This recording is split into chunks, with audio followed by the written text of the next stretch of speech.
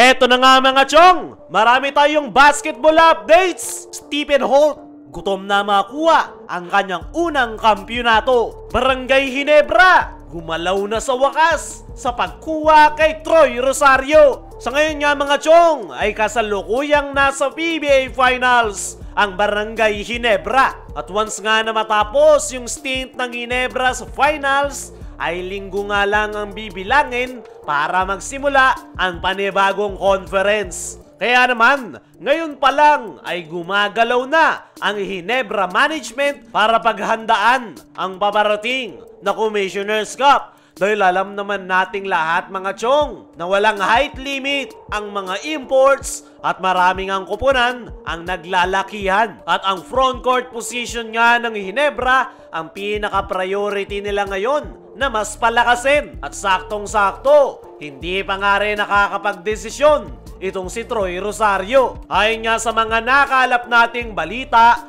ay marami ng kupunan ang interesado sa nasabing big man. Una na dyan itong kanyang former team na Blackwater Bossing, kung saan nag-offer pa ng 900,000 a month, including dyan yung mga bonuses sa loob ng 5 taon. Sunod na nag-offer kay Troy ay ang Converge 5 Rexers na 950,000 naman, including rin ang bonuses sa loob ng 5 taon. Nag-offer rin yung dating kupunan ni Troy na TNT Tropang Giga, pero hindi gaya noong mga naunang kupunan dahil low ball nga yung in-offer ng TNT na sa tingin nila ay sakto lang sa kung ano ang value ngayon ni Troy Rosario. Pero ang pinapanghahawakan nga ng TNT ay makakabalik siya sa kanyang dating kupunan na mayroong winning tradition at makukuha niya yung kanyang dating role na starting 5. Pero mukhang no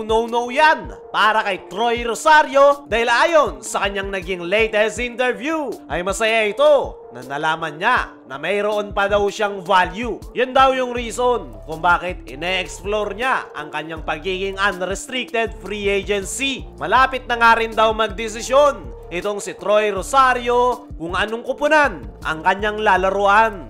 Inaantay na nga lang daw niya ang highly anticipated meeting next week kasama ang mga SMC Big Boss. Alam naman nating lahat mga chong na 2 team sa SMC ang interesado kay Troy Rosario. Unang-una syempre ay ang pinaka-nangunguna na Barangay Ginebra, sumunod ang San Miguel Beermen. Pero naniniwala ko mga chong na hindi sa San Miguel mapupunta itong si Troy Rosario dahil loaded na nga yung kanilang kupunan, maging yung kanilang frontcourt position. Kaya walang espasyo para kay Troy Rosario. Kaya naman, mas malaki talaga yung chance na sa Ginebra ito mapupunta. Dahil kung titingnan natin yung kasalukuyang lineup ni Coach Tim Cone, ay tanging si Japet nga lang yung kanilang naasahan sa loob ng painted area. At ramdam nga nila yung problema na yan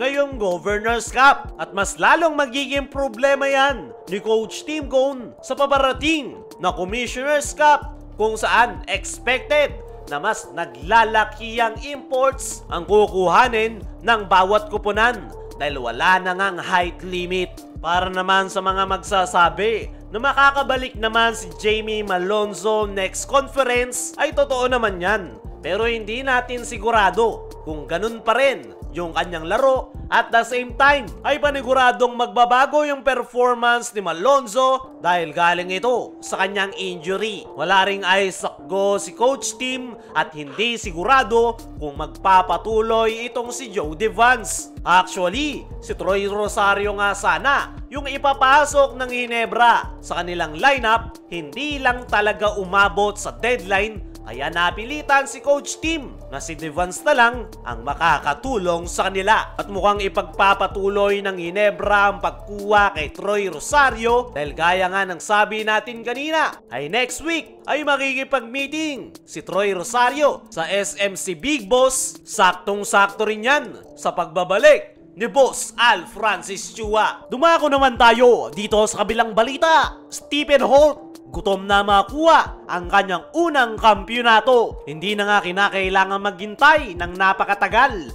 nitong si Stephen Holt bago makapatong ng Championship Series. Dahil sa linggo na nga magsisimula ang finals kontra TNT Tropang Giga. At isang napakatamis na journey nga yan para kay Stephen Holt matapos ang several heartbreaks nito sa Europe. Ay nga mismo dito kay Stephen Holt ay muntik-muntikan na nga raw siyang makakuha ng kampyonato sa Europe noong 2017. Pero nabigo nga raw siyang makuha yan. Kaya naman, gutom na gutom nga raw itong si Stephen Holt sa kampyonato at ngayon na muli siyang magkakaroon ng pagkakataon na makakuha ng kampyonato ay ibibigay niya nga raw ang lahat ng kanyang makakaya para matulungan ang Ginebra at makakuha na sa wakas ang mailap na kampyonato. Pero pinasalamatan nga nitong si Stephen Holt ang kanyang mga teammates dahil pare-parehas nga raw yung kanilang mindset at tinutulungan nga raw nila ang isa't isa. Pero kahit gumaganda na yung performance ng Barangay Ginebra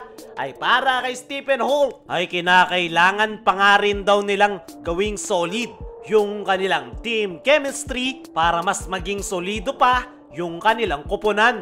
Pero sa ngayon ay super excited nga raw itong si Stephen Holt para sa kanyang magiging first finals appearance sa PBA. At umaasa nga ito na makukuha nila ang kampyonato kontra TNT Tropang Giga. Kayo mga chong, ano ang masasabi nyo? Ngayong gutom na gutom sa kampyonato itong si Stephen Holt. Ano rin yung masasabi nyo? Ngayong gumalaw na sa wakas ang Barangay Ginebra sa pagkuha kay Troy Rosario. I-comment mo lang dyan sa ibaba.